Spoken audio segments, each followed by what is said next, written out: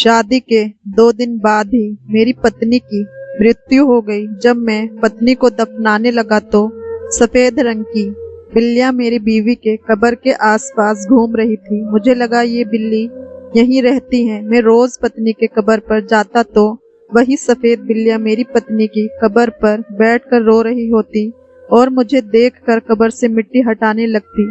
मैं मौलवी साहब को बताया तो उन्होंने ये राज जानने के लिए कब्र खोलने का हुक्म दिया। मैंने पत्नी की कब्र खुदाई तो मेरा कलेजा फट गया, क्योंकि मेरी पत्नी घूंघट ओढ़े बैठी हुई थी।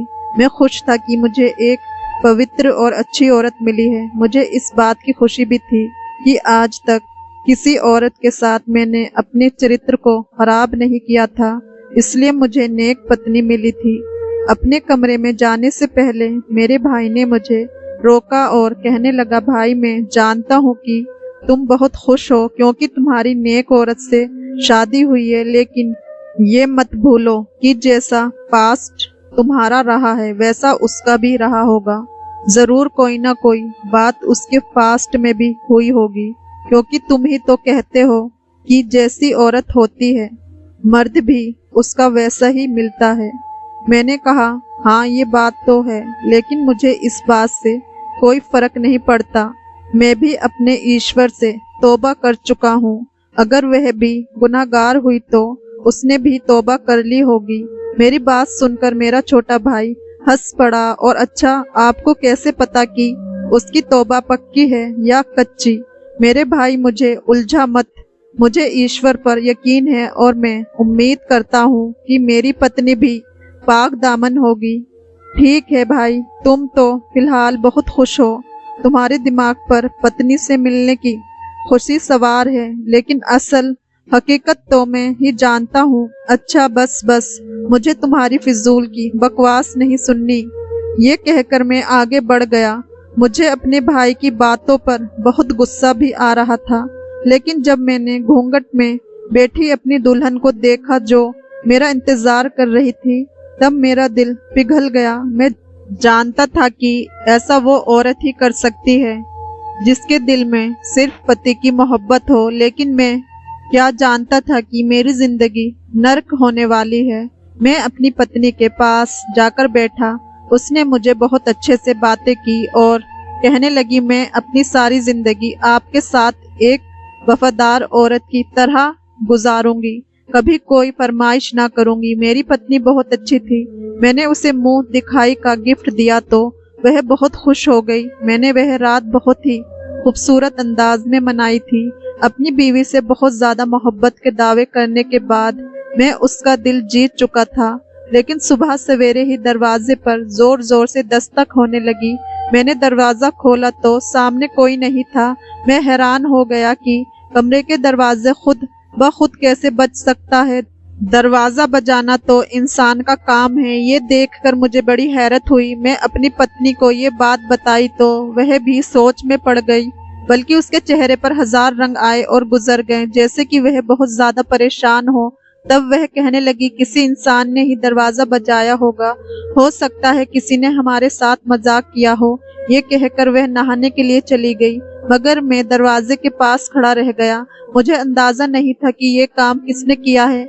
मेरी पत्नी जब कमरे से बाहर आई तो बहुत खूबसूरत लग रही थी। मैंने देखा वो आते ही ईश्वर की भक्ति में लीन हो गई थी। मैं अपनी बीवी के किरदार पर फिदा हो गया था। इतने में मेरी माँ आई, मुझसे कहने लगी, बेटा एक मुसीबत आ गई है, वह सिर्फ तुम ही हल कर सकते हो। मैं ये सुनकर परेशान हो गया कि क्या मुसीबत हो सकती है। माँ ने कहा कि घर में से सारा राशन चोरी हो गया है, एक भी चीज खाने को नहीं है। तुम्हारी बीवी के कदम अच्छे नहीं हैं, पता नहीं कौन हमारे किचन से खाने का सारा सामान उठाकर ले गया है। लगता है कि किसी ने चोरी की है। माँ की बात सुनकर मुझे अजीब सा लगा था। माँ, आजकल राशन कौन चोरी करता है? मेरी बात सुनकर माँ ने मुझे कहा कि ज्यादा भाषण मत दो, मुझे पता है कि ये सब कुछ तुम्हारी पत्नी की वजह से हुआ है। जाओ और जाकर सारा राशन लेकर आओ, नाश्ता भी बनाना है। मैं अपनी माँ के कहने पर बाजार चला गया, खाने पीने का सारा सामान लिया और जैसे ही मैं घर के करीब आया तो मुझे घर से चीखों की आवाज आने लगी। मैं बड़ा परेशान हुआ। ये चीख किसी औरत की थी। लगता था जैसे मेरी बीवी चीख रही है।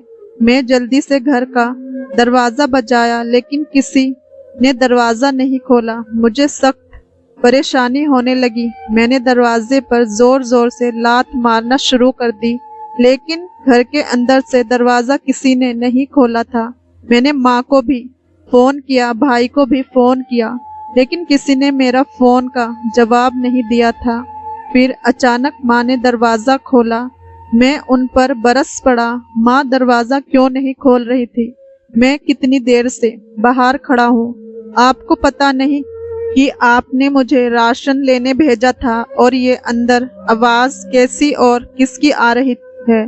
क्या आप लोग ने मेरी पत्नी को कुछ कहा है?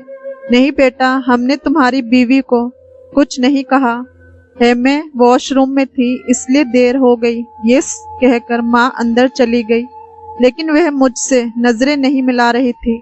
लगता था जैसे वह मुझसे कोई बात छुपा रही हो। मैं फौरन अपने कमरे में आया।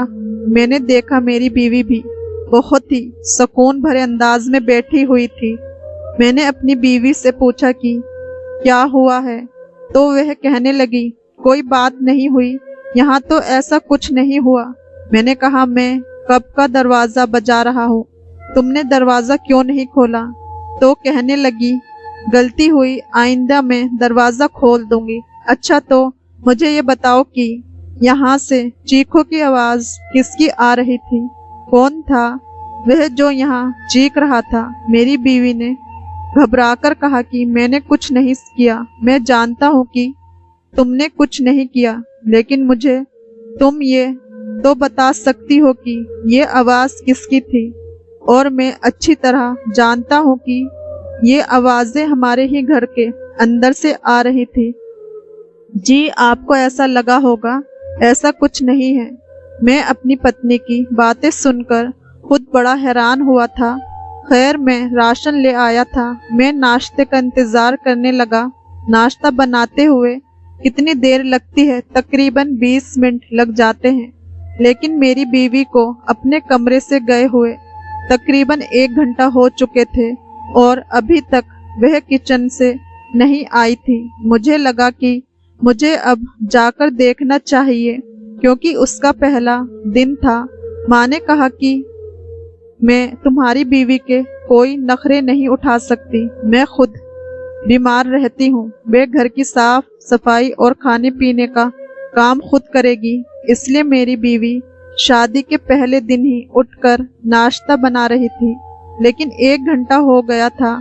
मैं उसको किचन में जाकर देखना चाहता था, पर ये क्या, जैसे ही मैं कमरे का दरवाजा उठकर खोलने लगा तो देखा दरवाजा बाहर से बंद था। मुझे बड़ी हैरत हुई कि दरवाजा किसने बंद कर दिया है। मैं दरवाजे के ऊपर मुक्के मारने लगा, लेकिन दरवाजा किसी ने नहीं खोला था।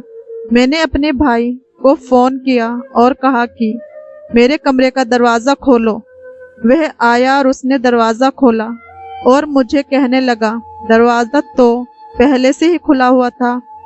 भाई, मुझे लगता है कि आपकी दिमागी हालत बिगड़ गई है। मुझे अपने भाई पर भी उस वक्त बड़ा गुस्सा आ रहा था। मैं जल्दी से किचन में गया, देखा तो मेरी पत्नी आराम से नाश्ता बना रही थी। दरवाजा बंद होने की वजह से मैं अपना सारा गुस्सा अपने भाई पर निकाल दिया था। मेरी बातें सुनकर मेरा छोटा भाई हंस पड़ा और बोला, भाई, मैं तो आपको अक्लमंद समझता था। मैंने सोचा था कि ये बात आप खुद समझ जाएंगे, लेकिन आपको तो हर बात खोल खोल कर बताना पड़ता है। क्या मतलब है तुम्हारी बात का? पहले ही मेरा दिमाग घुमा हुआ है। मैंने अपने भाई को कहा तो वह हमदर्दी करते हुए मेरे कंधे पर हाथ रखकर बोला, भाई, कुछ दिनों बाद तुम्हें अपनी पत्नी की असलियत समझ में आ जाएगी। मुझे अपने भाई की बात समझ नहीं आई। अब मैं उसकी कोई मिन्नत वगैरह नहीं करना चाहता था। मैं ये बातें करके तंग आ गया था। इतने में मुझे लगा मेरी पत्नी मेरे कमरे में नहीं है। मैंने उसे इधर उधर तलाश किया। अचानक मैंने देखा वह मेरे छोटे भाई के कमरे से निकल रही थी, उसको इस तरह देखकर मुझे बहुत शक हुआ था और बुरा भी लगा था कि वह एक दिन की दुल्हन थी। ऐसे मेरे भाई के कमरे में नहीं जाना चाहिए था। मैंने उससे पूछा कि तुम मेरे भाई के कमरे में क्यों गई थी? मेरी बात पर वह घबरा गई थी। पहले तो नजरें चुराने लगी, फिर बोली कि मैं वहां पर सफाई करने गई थी। मैंने कहा, इतनी सुबह तुम्हें सफाई करने की क्या जरूरत आ गई? और तुम्हें कैसे पता कि इस घर में कितने कमरे हैं? ये बात सुनकर मेरी बीवी कहने लगी, जब मैं पहले दिन ही यहाँ पर नाश्ता बना सकती हूँ तो घर की सफाई क्यों नहीं कर सकती? इससे पहले कि आपकी माँ मुझे सफाई करने का कहती, मैं खुद ही सफाई करना शुरू कर दी। मुझे लगा मेरी पत्नी को मेरी माँ का ये कहना कि तुम नाश्ता खुद बनाओगी, उसे ये बात बहुत बुरी लगी है। तब मैं बात को बदलने की कोशिश की, लेकिन उसके बाद मेरी बीवी ने मुझसे मुंह बना लिया। मैं बात करने की कोशिश भी करता तो वह मुझसे बात ना करती। पूरा दिन यहाँ तक कि शाम भी गुजर गई, लेकिन मेरी पत्नी का मुंह सीधा ना हुआ। उसकी आंखों में आंसू थे। रात का खाना खाते ही मुझे गुस्सा आ गया। मैं अपनी पत्नी से कहा कि तुमने किस बात पर मुंह बना रखा है? वह बोली कि मुझे मेरे घर ले जाएं, ईश्वर का वास्ता है, मुझे इस घर में मत रखो। मैंने पूछा, क्या मतलब है तुम्हारा? मैं चौंक कर पूछा तो वह बोली, मैं अब इस घर में ज्यादा दिन नहीं रह सकती। या तो आप मुझे अलग घर लेकर दें या फिर मुझे मेरे बाप के घर छोड़ आओ। क्या तुम्हें इस घर में कोई तकलीफ है? मेरी बात सुनकर मेरी पत्नी ने सर झुका लिया। नहीं, मुझे इस घर में कोई तकलीफ नहीं है, बस मुझे नया घर चाहिए जहां मैं आराम और सुकून के साथ रह सकूं। तुम्हें ऐसा कौन सा सुकून चाहिए जो इस घर में नहीं है? मेरी बात सुनकर मेरी बीवी मुझ पर फूट पड़ी। बस मैंने कहा, मुझे अलग घर चाहिए, इस घर में मेरा दम घुटता है और वैसे भी अलग घर में रहना ये मेरा कानूनी हक है। अच्छा, ये बात है तो तुम्हें भी किसी ने हक की पट्टी पढ़ा दी है तो तुम भी अब कुछ और सोचने लगी हो। मेरी बात सुनकर मेरी पत्नी मुझसे बहुत ज्यादा लड़ने लगी। मैं उस वक्त लड़ने के मूड में बिल्कुल नहीं था। मैंने अपनी पत्नी से कहा कि तुम सामान पैक करो, मैं तुम्हारे माँ बाप के घर छोड़ आता हूँ। वह बेयकीनी से मुझे देखने लगी, फिर उसने भी अपना सामान पैक कर लिया। मैंने उसका सामान अपनी गाड़ी में रखा और उसे उसके माँ बाप के घर छोड़ आया। उसके पापा से कहा कि मेरी बीवी कुछ दिन के लिए आप लोगों के साथ रहना चाह रही थी, आप सबको याद कर रही थी। मैंने अपनी और अपनी पत्नी की लड़ाई के बारे में उन्हें कुछ नहीं बताया, बस पत्नी को छोड़कर घर आ गया। घर आते ही मेरे भाई ने मुझे हाथों हाथ लिया और कहने लगा, भाई क्या जरूरत थी आपको उसके कहने पर उसे अपने माँ बाप के घर छोड़ दिया? लोग ऐसा कहाँ करते हैं, बल्कि अपनी पत्नी को दबाकर रखते हैं। पर तुम्हें तो अपनी बीवी को काबू करना ही नहीं आता। कल को जब बाकी लोगों को ये बात पता चलेगी कि तुम दूसरे दिन ही उसे उसके माँ बाप के घर छोड़ आए हो तो लोग क्या कहेंगे? तुम्हें नहीं पता कि इस तरह मर्द की नाक कट जाती है। वह मर्द जो अपनी पत्नी के बातों पर चलता है, लोग उसे नाचने वाला मर्द कहते हैं। तुम भी अजीब हो भाई, मुझे तुमसे ये उम्मीद नहीं थी। मेरा भाई ये कहकर अपने रूम में चला गया। अब वह किसी से फोन पर लड़ झगड़ कर बातें कर रहा था। वह खुद भी बहुत गुस्से में लग रहा था। मैं अपने कमरे में आ गया, लेकिन थोड़ी देर के बाद मेरे भाई ने एक ऐसी बात कही जिसने मुझे शक में डाल दिया। हम सब लोग रात का खाना खा रहे थे जब माँ ने पूछा कि तुम्हारी पत्नी कहाँ गई है। मेरे बोलने से पहले ही भाई ने एक अजीब बात कह दी। कहने लगा, माँ आपको मेरा दोस्त कलीम याद है जिसकी शादी 3 साल पहले हुई थी? माँ ने कहा, हाँ। मैं सर हिला दिया। हाँ बेटा, वह तो मुझे याद है। तुम आज उसका जिक्र क्यों कर रहे हो? माँ, उसकी बीवी भी इसी तरह बार बार मायके जाती थी और वहां जाकर पता है क्या होता था? वह अपने आशिक से मिलती थी। जब लड़कियां बार बार मायके जाने की जिद करें तो उनके पति को समझ लेना चाहिए कि कोई ना कोई गड़बड़ जरूर है, वरना कोई लड़की बिना वजह अपने पति का घर छोड़कर, अपने ससुराल को छोड़कर मायके क्यों जाएगी। भाई मुझे तो लगता है तुम्हारी पत्नी का मायके में कोई चक्कर है, वरना खामखा छोटी सी बात का बहाना बनाकर फौरन अपने माँ बाप के घर ना चाहती। जरूर कोई ना कोई और बात होगी। बकवास बंद करो तुम। मुझे अपनी बीवी पर पूरा भरोसा है। भाई भरोसा तो आपको है क्योंकि आप उसकी मोहब्बत में अंधे हो चुके हैं, लेकिन हम तो अंधे नहीं हुए हैं, सब कुछ नजर आता है। आपने भाई की बकवास सुनकर तंग आ चुका था। मैंने कहा कि मैं अभी और इसी वक्त अपनी पत्नी को उसके घर से लेने जा रहा हूँ। अब अगर तुमने कोई बात की तो अच्छा नहीं होगा। ये कहकर मैं उठा ही था, तब मेरा भाई हंसकर कहने लगा, तुम्हारी पत्नी कुछ देर पहले वापस आ चुकी है और तुम्हें पता ही नहीं है। जरा देखो तो। उसने किसी को बताना गवारा भी नहीं समझा। ये सुनकर मैं हैरान हुआ था। अगर वे आ गई थी तो फिर मुझे नजर क्यों नहीं आई थी। मैं भी तो घर में ही था, मगर मैं माँ के कमरे में था। शायद वह चुप करके अपने कमरे में चली गई होगी। मेरा भाई अरमान मुझे अभी भी ताने दे रहा था। मैं अपने भाई की बातें और ताने सुनकर तंग आ चुका था और फौरन अपने कमरे में गया तो सामने वाला मंजर दिल को रुला देने वाला था। मैंने देखा मेरी पत्नी उल्टे मुंह पड़ी थी, उसके साथ एक कागज पड़ा हुआ था, जबकि उसकी रंगत पीली पड़ चुकी थी। वह होश में नहीं लग रही थी। मैंने उसको पकड़कर सीधा किया, मगर ये देखकर हैरान रह गया कि उसकी जान उसके शरीर से निकल चुकी थी। मेरी पत्नी की मौत हो चुकी थी। मेरे दिमाग को जोर का झटका लगा। फिर उसके पास रखे कागज को जब मैंने पढ़ना शुरू किया तो मेरे कदमों तले से जमीन ही निकल गई। जो कुछ उसने लिखा था वह किसी भी इंसान के होश उड़ाने के लिए काफी था। खत में लिखा था, मैं अपने पति से माफी मांगती हूँ। मैं इस दुनिया से जा रही हूँ क्योंकि मुझे खुद पर शर्मिंदगी है।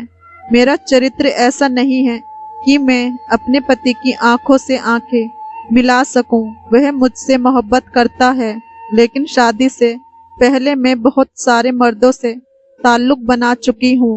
मैं खुद को अपने पति के काबिल नहीं समझती, इसलिए मैं आज अपनी जिंदगी खत्म करने जा रही हूँ। ये पढ़कर मेरे तो जैसे पांव तले से जमीन निकल गई थी। मेरी आंखों में आंसू थे और उसका धोखा देना भी मुझे बुरा लगा था। उसका मर जाना उससे भी ज्यादा बुरा लगा था। फिर ये बात जंगल में आग की तरह फैल गई थी। सब खानदान वालों को भी इस खत का पता चला तो वह भी हैरान हो गए। कहने लगे कि ये सब झूठ है। हमारी बेटी पाक दामन थी। अपनी बेटी के बारे में इन्वेस्टिगेशन करवाएंगे क्योंकि ऐसा हो ही नहीं सकता। हमारी बेटी बहुत नेक थी। जिंदगी भर उसने किसी मर्द की तरफ आंख उठाकर भी नहीं देखा था और ये खत भी उसका नहीं हो सकता। मैं अपने मायके वालों की बात सुनता या अपने गम को देखता। मैंने ये बात उन पर छोड़ दी और अपनी पत्नी का मामला ईश्वर पर छोड़ दिया। पत्नी को दफन करने के लिए कब्रिस्तान ले जाया गया। मेरे ससुराल वाले बहुत ज्यादा नाराज थे। वह तो मुझसे बात भी नहीं कर रहे थे। उन्हें अपनी बेटी की मौत का मुझ पर शक था। वह मुझे ही इसकी मौत का जिम्मेदार ठहरा रहे थे। हालांकि ये खत मुझे उसके सिरहाने मिला था, लेकिन उनको मेरी किसी बात पर यकीन नहीं था। मैं भी चुप हो गया। मैं किसी तौर पर भी अपने आप को और ज्यादा गम में नहीं डालना चाहता था, इसलिए मैंने और किसी बात का असर लेना बंद कर दिया था। फिर एक ऐसी हकीकत से पर्दा उठा जिसने मुझे रिश्तों की असलियत का पहचान करवा दिया था, और वह था एक ऐसा वाकया जो कि बिल्कुल इत्तेफाकन हुआ था। मेरी पत्नी को दफन करते हुए दो सफेद रंग की बिल्लियां मेरी बीवी की कब्र के आसपास घूम रही थी। मुझे लगा ये बिल्लियां कब्रिस्तान में रहती होंगी, इसलिए यहाँ पर आ गई हैं। शाम को जब सब लोग अपने अपने घरों के चले गए तब मैं उसकी कब्र पर वापस गया। मुझे ना जाने क्यों ये सारी बात झूठ लग रही थी। लगता था उसकी खुदकुशी के पीछे कोई और वजह है। इत्तेफाक से वह दोनों बिल्लियां भी मेरी बीवी की कब्र के पास थी और वही बैठी रो रही थी। एक बार तो मुझे उन बिल्लियों से डर लगा था। मैं उठकर वापस आने लगा तो उन बिल्लियों ने मेरी बीवी की कब्र की मिट्टी को हटाना शुरू कर दिया था। वह अपने पंजों से मिट्टी हटा रही थी। मैं बहुत डर गया था। वह दोनों बिल्लियां कब्र के चारों तरफ घूम रही थी। मुझे इस बात ने बड़े परेशानी में डाल दिया था। मैंने सोचा कि मुझे ये बात किसी आलिम बुजुर्ग या बड़े बुजुर्ग को बतानी चाहिए। हो सकता है कि इसके पीछे कोई और वजह हो। मैं जाकर हमारे शहर के एक आलिम बुजुर्ग साहब को बुला लाया। उन्होंने कब्र को देखा और फिर कुछ देर वहां बैठे रहे। वह बिल्लियां अभी तक कब्र के चारों तरफ घूम रही थी। बुजुर्ग साहब ने कुछ सोचने के बाद कहा कि कब्र को खोला जाए। मेरे साथ मेरे दोस्त भी थे। हम सब डर रहे थे, लेकिन हमने हिम्मत की और मेरी बीवी की कब्र खोल दी। मैंने देखा मेरी पत्नी के हाथ पांव हरकत कर रहे थे और उसके चेहरे से लग रहा था कि वह सांस ले रही है। ये देखकर मेरी जान में जान आ गई। मैंने पत्नी को वहां से निकाला। हम लोग उसे अस्पताल ले गए, मगर हैरत की बात ये थी कि वह दो बिल्लियां वहां से अब गायब हो गई थी।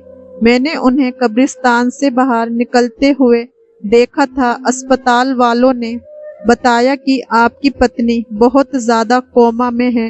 कोमा एक हफ्ते या महीने का भी हो सकता है, लेकिन आप दुआ करें। ये बहुत ज्यादा घुटन और डर का शिकार हुई है।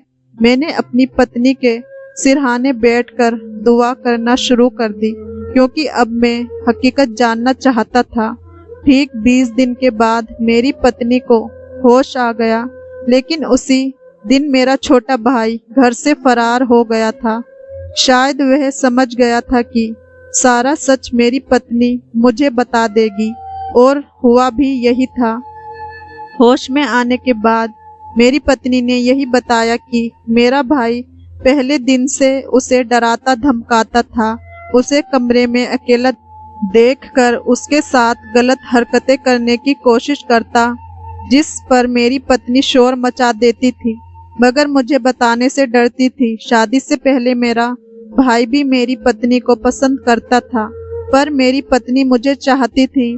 उसने इस रिश्ते के लिए अपनी रजामंदी जाहिर की थी। मेरा भाई, जो कॉलेज के जमाने से इसका दीवाना था, अपनी अकड़ और ईगो की वजह से उसे खो चुका था। उसने कभी इसका इज्जत से नहीं हाथ मांगा था, बस वह इससे दोस्ती करना चाहता था और दूसरी लड़कियों की तरह इसे भी इस्तेमाल करना चाहता था। जब उसने देखा कि मेरी बीवी यानी कि हीना इसके हाथ नहीं आ रही, तो उसने इसका पीछा छोड़ दिया। मगर शादी के बाद जब मेरी पत्नी इस घर में आई तो उसने अच्छे हथकंडे इस्तेमाल करना शुरू कर दिए, यहाँ तक कि एक दिन उसकी मौत के दर पर हो गया। लेकिन कहते हैं कि जिसे ईश्वर रखे उसे कौन झुका सकता है, और जब ईश्वर किसी को बचाना चाहता है तो सारी दुनिया मिलकर भी उसका कुछ नहीं बिगाड़ सकती। मेरी पत्नी का कहना था कि उस दिन वह अपने घर गई थी। शाम को मेरी याद आने पर वह खुद ही वापस आ गई थी, मगर उसे कमरे में अकेला देखकर मेरा भाई उसके कमरे में चला गया और उसके साथ बदतमीजी करने लगा। मेरी पत्नी ने गुस्से में उसे थप्पड़ मार दिया और बदले में उसने एक डंडे से मेरी पत्नी के सर पर वार किया, जिससे मेरी पत्नी का सर तो नहीं फूटा था, मगर वह कोमा में चली गई और हमें लगा कि वह मर गई है। मेरे भाई ने वह झूठा खत लिखकर मेरी पत्नी के पास रख दिया था कि किसी को शक ना हो, ये बात तो यहाँ तक खत्म हो गई, मगर मुझे वह बिल्लियां वाली बात समझ नहीं आई थी। जब मैं पत्नी के सामने उन 2 सफेद बिल्लियों का जिक्र किया तो मेरी पत्नी कहने लगी, ये दोनों तो उसकी पालतू थी जो शादी से पहले उसने अपने घर में पाल रखी थी और अभी तक वह दोनों उसी के घर में रहती थी। मेरी पत्नी ने उन बिल्लियों की बहुत सेवा की थी, उन्हें पाल कर जवान किया और वह दोनों बिल्लियां मेरी बीवी और उसके घर वालों की बहुत वफादार हो गई थी। मैं बड़ा हैरान था कि ईश्वर ने कैसे इन दोनों बिल्लियों के जरिए मेरी पत्नी की जान बचाई थी। मैं उस वक्त ईश्वर के आगे झुक गया। वह सारी कायनात का मालिक जो चाहे कर सकता है। मेरी बीवी अब बिल्कुल ठीक थी, मगर मेरा भाई घर से फरार हो चुका था क्योंकि ये पुलिस केस था। उसने मेरी पत्नी को मारने की कोशिश की थी। आज इस बात को 2 साल गुजर गए हैं। मेरा भाई 1 महीने बाद पकड़ा गया था। अब वह जेल में अपनी सजा काट रहा है और मैं अपनी माँ और पत्नी के साथ एक हंसी खुशी जिंदगी गुजार रहा हूँ। दोस्तों, हमें अपने पति या पत्नी से कोई भी बात नहीं छिपानी चाहिए, खास करके जो शादीशुदा नए जोड़े होते हैं।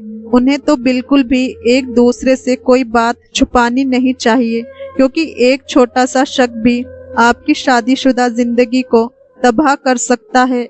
इसलिए अपने जीवन साथी से हमेशा खुलकर बात करनी चाहिए ताकि आपका रिश्ता और मजबूत हो सके।